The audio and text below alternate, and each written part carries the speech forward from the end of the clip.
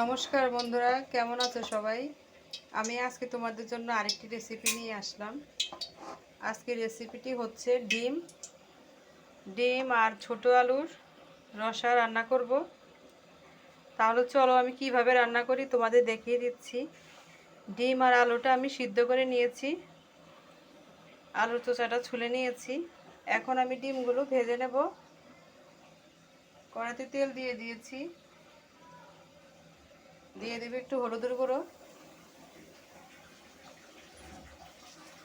একটু লবণ।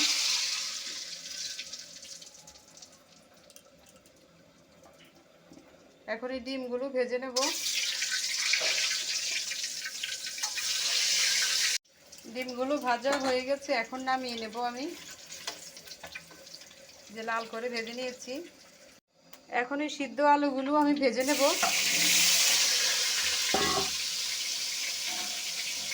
একটু লবণ দিয়ে দিচ্ছি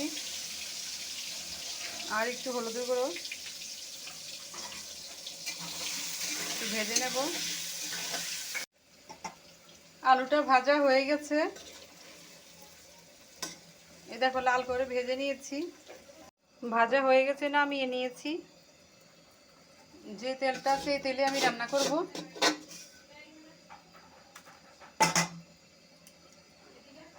দিয়ে দেব এলাচ, দারচিনি আর দেব গোটা জিরে। একটু ভাজা ভাজা করে নেব। ভাজা হয়ে গেছে, এখন দিব পেঁয়াজ কুচি।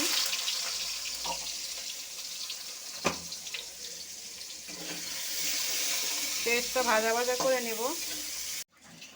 একটা টমেটো কুচি করে কেটে রেখেছি, এখন দিয়ে দেব। এটা পেঁয়াজের সাথে একটু ভেজে নেব।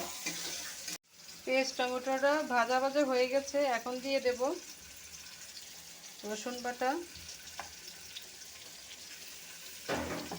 1 চামচ রসুন বাটা দিয়ে দিয়েছি। রসুনটা একটু তেলে ভেজে নেব।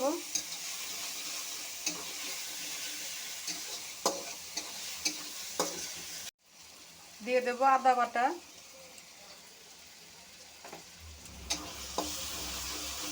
ভালো করে কষিয়ে নেব, কাঁচা গন্ধটা যেন না থাকে।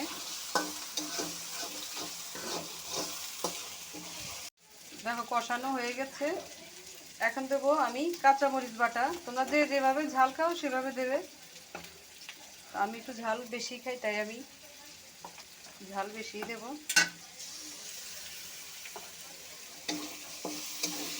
আবার একটু কষিয়ে নেব। এখন দেব জিরার গুঁড়ো।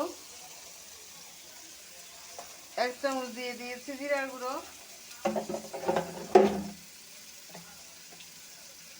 ধনে গুঁড়ো দিচ্ছি 1 চামচ। আবার একটু কষিয়ে নেব।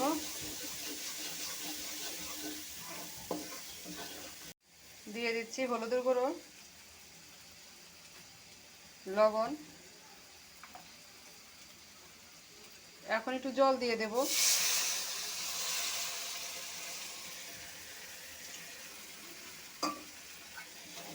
মশলাটা আর একটু ভালো করে আমি কষিয়ে নেব। ভালো করে কষিয়ে নিয়েছি মশলাটা। এখন এই আলুগুলো দিয়ে দেব, ভাজা আলুগুলো।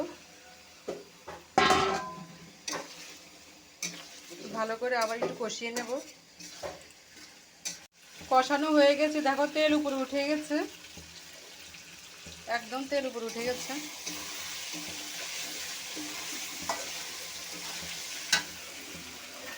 এখন আমি জল দিয়ে দেব। জলটা দিয়ে দিয়েছি।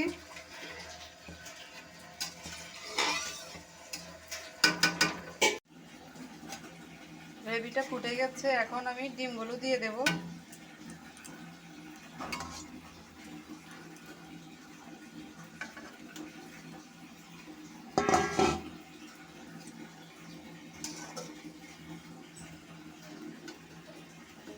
দেখো দেখতে অনেকটা সুন্দর হয়েছে।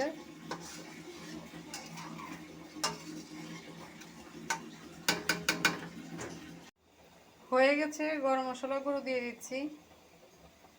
এখন নামিয়ে ফেলবো।